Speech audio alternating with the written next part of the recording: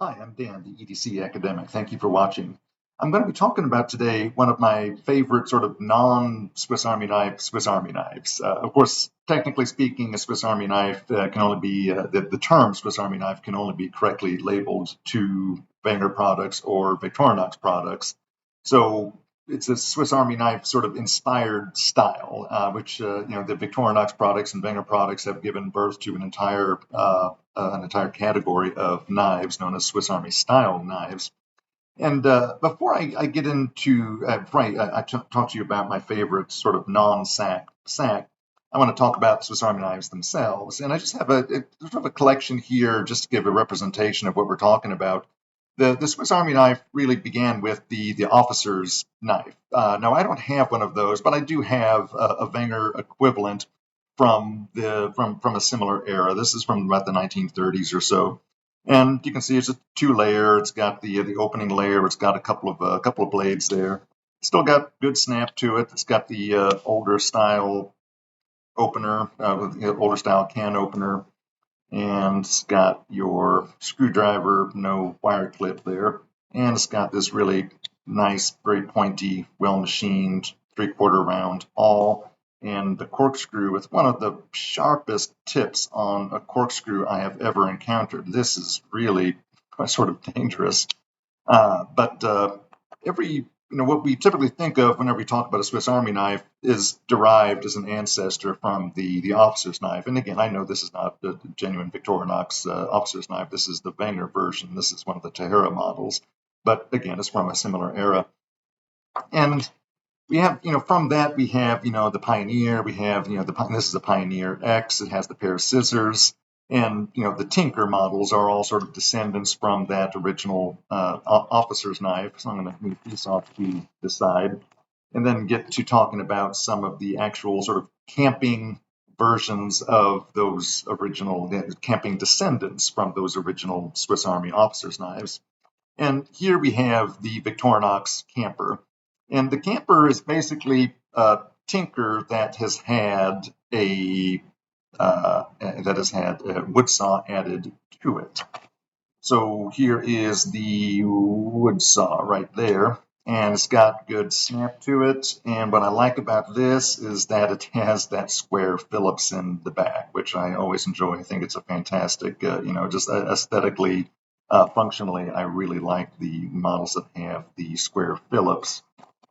This is not a camper. This is a hiker, and basically the camper is a tinker that has a wood saw added to it. The hiker is a Spartan that has the wood saw added to it. So if I could find the wood saw, there we have the wood saw again that has good snap to it and has the standard opening layer and the standard blade layer that we associate with Victorinox. This is one of the earlier Victorinox models before they standardized their logo. This is sort of that vaguely triangular shaped logo.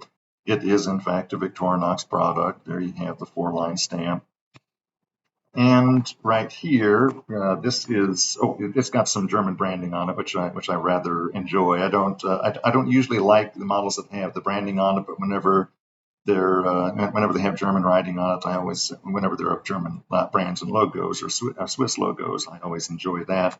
And here we have this is one of the campers that has the actual camping, the embossed nickel silver camping logo on there. And once again, we have that saw, very good snap to it. And these knives were so popular that they gave rise to an entire genre. And I'm going to be distinguishing here camping knives from Swiss Army copycats. Here we have a selection of, this has lost its logo, most of its logo. This used to be what used to have the Cub Scout brand there. Not brand, the Cub Scout insignia. So here you have some camping knives, but they aren't trying to copy Swiss Army knives. These aren't presenting themselves as Swiss Army knives. They have similar tool sets, the opening layer, the blade layer, the awl. So they were clearly using the same tool set that you find in your typical Swiss Army knife, but these aren't attempting to be Swiss Army knives. Nobody is going to mistake these. Even casual, observers aren't going to mistake these for Swiss Army knives. And so I put camping knives in a different category. Let's bring some wannabes, some knives that are sort of, inspired by, uh, and perhaps even attempting to be or fool the public into thinking that they are Swiss Army knives. And these are of varying degrees of quality, but some of them are actually quite good. Here we have this is an imperial. I think that's an imperial. Yeah, this is an Irish imperial. You can see that the blade's been modified. I'm assuming it was damaged at a certain point, and somebody just decided to sort of modify it into a sheepsfoot style blade. So it has the standard opening layer. It has the awl. It has the main blade. It has this nice little bail. And again, this is clearly attempting to you know copy something like you would find in the Victorinox, similar Victorinox product. It's got that similar coloring. It's got some of the similar effects and details that you would associate with with a Swiss Army knife. This one here is an interesting one in that I can't tell what it is. It seems to be of high quality, but it has this little logo there. I'll try to get a shot in B-roll that shows that. It looks like a little cartoonish face with a knife between its teeth. And I don't see any other, markings on it besides that. This is rostfrei on the back, which is German for rust-free, indicating that it's a stainless material. But just because it's in German doesn't mean that it's a German knife. And those are the only, markings on the knife that I can find. It's got this really high quality, well machined, super crisp 3/4 round awl there. It has the fluted 5-turn corkscrew, which is really nice. So this is not a cheaply made knife by any means, but it is definitely not a standard Victorinox, a standard Swiss Army knife. I'm not going to risk getting my nail damaged by trying to get that out of there. Very strong pull. It's got an aggressive snap to it. But if anybody has any information that they would like to share with me about this knife with that interesting little cartoon face, I would love it if you would leave a comment in the comment section. So we'll put that off to the side. This one here is of Italian make, very cheap. This one is not a good knife. It's got this little rinky-dink, corkscrew. Not as bad as some of them that you see, but you can just, it almost wants to bend as you're pulling it out. It only extends that far. It's poorly construction. The tolerances are terrible. I got this one basically because I like this is an embedded logo there, and I really enjoy the font. Which is why I have that one. This is this a colonial? Yeah, this is a colonial. This is one that I only recently acquired along with this one. These were just part of a bag of knives that I purchased as a lot. These two don't even open yet, so I haven't had a chance to clean them or to even attempt a refurbishing. So I'm going to put those off to the side. Here's a colonial executive, what they labeled as a little, executive carry. You just got those two little blades there, little pen blade and the main blade on that one. The scale isn't broken; it's deliberately short of that little end area there. So that's a fun little knife, but it's not my favorite. This one is close to being a favorite of mine. This is a Zwilling. You probably can't see that logo. I'll try to get the reflection. Yeah, I don't know how well that's coming out. I'll have to get a B-roll shot later. But this is a Zwilling knife, and it's interesting. The nail nick for the main blade is in the middle, so you have to take your nail, put it in the middle of the knife, and open it. And there you go. There you see the twins. Well, hopefully you'll see the twins. If not, I'll get a B-roll shot. So this is a high quality knife, high quality product. It has another fluted 5-turn screw at the back of it, and just because it's not a Wenger or Victorinox doesn't mean that it's of poor quality. This Irish-made Imperial here is it's not, it's not an expensive knife. It was meant to be, a daily user, but it is still functional after, 50, 60 years. And so it functions perfectly fine. And this one here made by Zwilling. Zwilling is a high-end company, so this is not a cheaply made knife, and it is certainly a high-quality knife, but it's not a Swiss Army knife. And my favorite non-Swiss Army knife style knife is this one. This one here is a colonial. We've seen a couple of colonials up to this point, and there we have the branding. There you have the colonial. USA, Providence. And what I really love about this knife is it's got your standard, camping tools, camping set. It's got the opening layer, it's got the can opener, it's got the bottle opener, it's got the can opener there. The old lobster style can opener, it's got that main blade. And look at that chubby, main blade there. It's just so nice.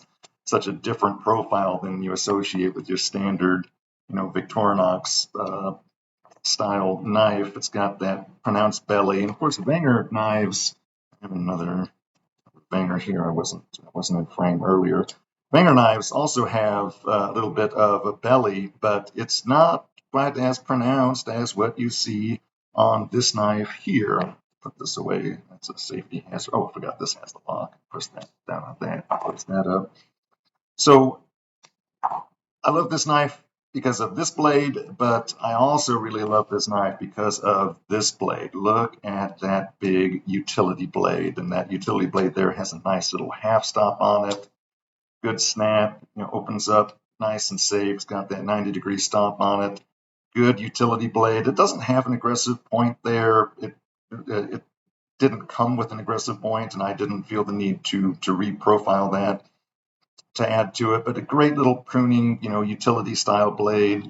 And it's just, I love the novelty of that. This is something that you don't see on, Swiss Army knives, the genuine Swiss Army knives, Boehner products or Victorinox products. Victorinox has like a little, hawk bill / little electrician's blade that they will put on some of them, but they don't have that big swell that sticks well above the body of the knife itself. And then what's so nice about this is even with a pair of gloves on, you can reach in your pocket, you can pull it out, and you can just open it like that, and you're ready to go without having to take gloves off your hands or dig your nail in the nick there. It has the nail nick, but it isn't necessary. This is a two-hand opener even with gloves on. Now, the corkscrew leaves much to be desired. It has this rinky dink. I mean, the Italian knife here, I was complaining about its corkscrew. This looks like a fine French corkscrew in comparison to this guy. This guy is just a piece of bent wire.